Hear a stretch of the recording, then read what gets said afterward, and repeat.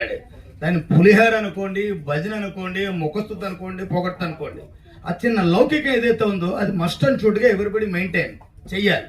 అయితే ఈయన దగ్గర అంటే బై గాడ్స్ గ్రేజ్ అంటే మా ఇద్దరు ఇంచుమించులో 30 సంవత్సరాల పరిచయం మాది. ఆయన డే 1 ఐఎమ్ సారీ నాకన్నా చాలా సీనియర్ ఆయన. నేను ఆయనకి పరిచయం అయిన కొత్త వాళ్ళు ఎలా ఉన్నాడు ఇవాళకి కూడా నేను అంచెలంచెలుగా డిఫరెంట్ ఫ్రేమ్స్ లో కూడా ఎదుగుతూ వచ్చినవాడిగా నాకు ఆయన మీద కొంచెం చొరవ ఉంది కాబట్టి చెప్పగలను. నేను మైనస్ అనేది ఎందుకన్నానంటే అండి,